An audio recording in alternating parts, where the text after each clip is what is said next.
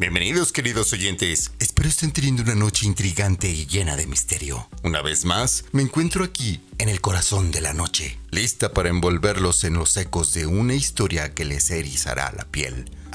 ¿Escuchan eso? Ese es el ruido de la tormenta eléctrica que se acerca, arrastrándose con su manto oscuro y retumbante. Esta noche, la estática de la atmósfera parece conjurar visiones de lo desconocido. Y es precisamente de una tormenta eléctrica de la que hoy les voy a hablar. A esta historia la llamo El susurro de la tormenta eléctrica.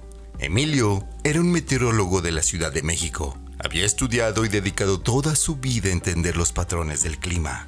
Y en particular, tenía una fascinación casi obsesiva por las tormentas eléctricas. Le intrigaban su poder, su impredecibilidad, pero sobre todo le intrigaba la electricidad que llevaban. Esa energía viva e imparable que podía tanto dar vida como quitársela. Un día, mientras investigaba una particularmente poderosa tormenta eléctrica, notó algo extraño. Cada vez que un rayo caía, su equipo registraba un patrón de onda inusual. Algo que ¿podría ser un patrón de comunicación?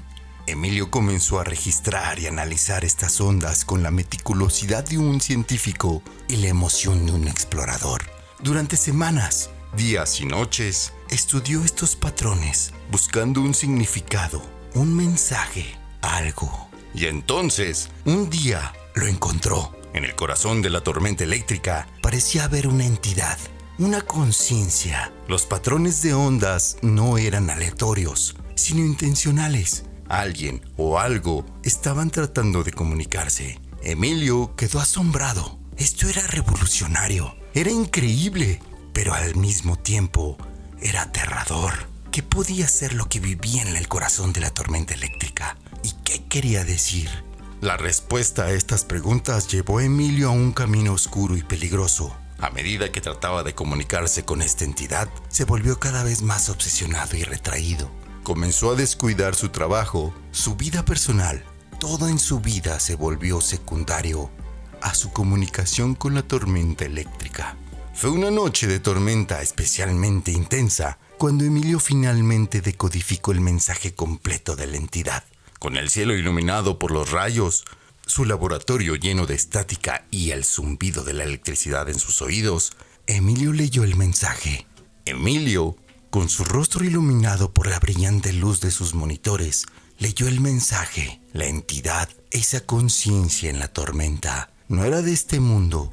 Era algo antiguo, algo oscuro, algo que estaba más allá de la comprensión humana. Era un emisario de la tormenta misma, un ser hecho de energía pura, nacido del caos de la naturaleza. Su mensaje era sencillo, pero aterrador. Estaba harto de la humanidad, de la manera en que nos comportamos, de la forma en que tratamos al mundo, y había decidido que era hora de un cambio. A Emilio le heló la sangre. ¿Qué podía hacer una entidad como esa? ¿Cómo podía evitar el cambio que estaba planeado? En su desesperación, Emilio se sumergió aún más en su trabajo, intentando encontrar alguna manera de comunicarse con la entidad, de razonar con ella. Pero a pesar de todos sus esfuerzos, la entidad no respondía. Todo lo que Emilio recibía eran más y más predicciones de tormentas eléctricas, cada una más poderosa que la anterior. A medida que pasaba el tiempo, las tormentas eléctricas se volvían cada vez más intensas. Las ciudades empezaron a experimentar apagones. Los sistemas de comunicación se interrumpían y la gente empezaba a vivir con miedo. Y entonces,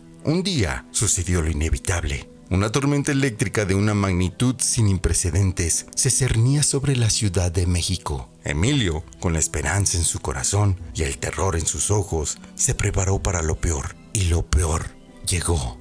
Rayos caían sin cesar, incendiando edificios y destrozando infraestructuras. Las calles se inundaron y la ciudad quedó sumida en la oscuridad y el caos. Emilio, en su laboratorio, pudo hacer poco más que mirar con horror cómo todo lo que conocía se desmoronaba a su alrededor. Y en medio de todo esto, Emilio escuchó la voz de la entidad una vez más. Su tono era claro, su mensaje sencillo. Es hora de un cambio. Emilio sabía entonces que había fallado. No había podido comunicarse con la entidad, no había podido evitar el cambio. Y a medida que la tormenta continuaba su devastación, Emilio no pudo evitar preguntarse, ¿fue este el precio de su obsesión? La tormenta continuó durante días, dejando a su paso una estela de destrucción y miedo. Emilio, refugiado en su laboratorio, escuchaba el retumbar de los truenos y veía la ciudad que amaba desmoronarse. Cansado y desesperado, Emilio decidió intentarlo una vez más. Reunió todas sus fuerzas que le quedaban y volvió a poner en marcha su equipo. Hizo una última llamada a la entidad, implorándole que detuviera la tormenta. «No puedo», respondió la entidad. «Este es el cambio que necesita la humanidad, porque ha perdido su camino y necesita recordar su lugar en el mundo». Emilio sintió como si un puño le apretara el corazón. Sabía que la entidad tenía razón. Habíamos perdido nuestro camino. Habíamos olvidado que somos parte de este mundo y no sus dueños. Y ahora estábamos pagando el precio. Cuando finalmente la tormenta se calmó, la Ciudad de México estaba irreconocible, pero en medio de la destrucción había una extraña sensación de paz. Habíamos sido humillados, pero también habíamos aprendido una valiosa lección.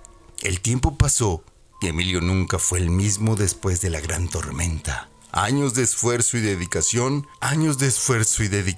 se habían desmoronado en tan solo unos días. Su laboratorio, el lugar donde una vez había soñado con cambiar al mundo, se había convertido en el escenario de su mayor pesadilla. Sin embargo, la tormenta había cambiado algo más que la ciudad y el laboratorio de Emilio. Había cambiado al propio Emilio. Se volvió un hombre callado y reservado, dedicándose a ayudar en la reconstrucción de la ciudad que amaba. Sus ojos, que una vez brillaron con la emoción de la ciencia, ahora reflejaban una profunda tristeza y humildad. Emilio nunca dejó de buscar respuestas.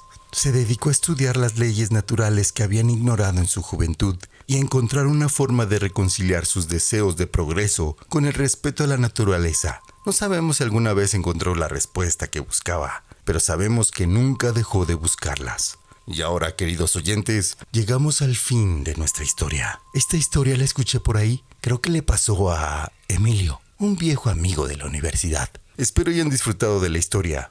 Y recuerden, la verdadera sabiduría no se encuentra en la dominación de la naturaleza, sino en su comprensión y respeto. Incluso en medio de la destrucción más desoladora, siempre hay espacio para la redención y el aprendizaje.